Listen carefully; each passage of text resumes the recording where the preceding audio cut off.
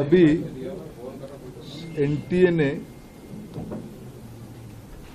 NEET UG का नई परीक्षा की तिथि घोषणा किया है। 21 जून को री एग्जामिनेशन की डेट घोषणा की है। मित्रों, मैं 2-3 विषय आपके सामने, आपके माध्यम से देशवासियों के सामने, स्पेसिफिक स्टूडेंट्स और उनके अभिभावकों के सामने रखना चाहता हूं। हमारी सर्वोपरि प्राथमिकता है छात्रों की भविष्य, उनकी परिश्रम के प्रति संवेदनशीलता सरकार की सदैव है।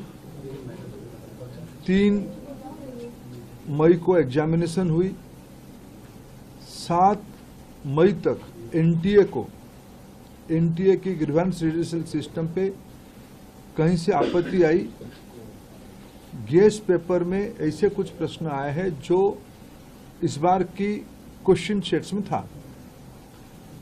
तुरंत ही हम लोगों की वहां चर्चा हुई। एनटीए ने और सरकार ने, education department, higher education department ने तुरंत उसको प्रारंभिक थोड़ा इंक्वायरी किया, एजेंसियों को दे दिया, भारत सरकार की एजेंसियों को दे दिया। भारत सरकार एजेंसी संबंधित 2-3 राज्यों के साथ जुड़ा हुआ विषय था। प्रथम दृष्टया में राज्यों की एजेंसियों से संपर्क किया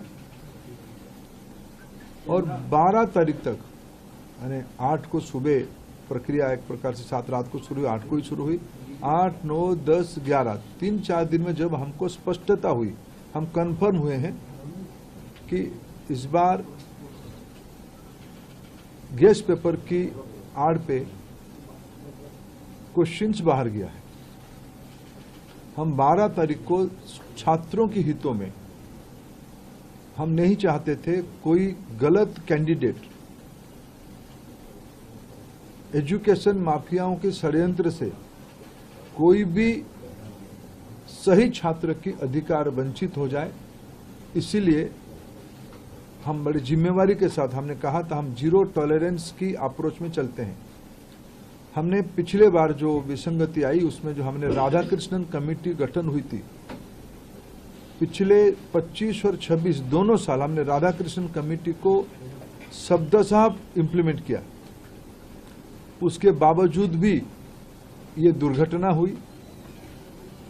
इसलिए हमने पहला हमारे निर्णय हुआ कि हम परीक्षा को इस बार रद्द करते हैं। हमने 12 तारीख को परीक्षा को रद्द किया। स्वाभाविक देश में और विशेष करके स्टूडेंट्स में उसको लेके 2 प्रकार के मत आए। हम दोनों प्रकार के मतों को स्वीकार करते हैं।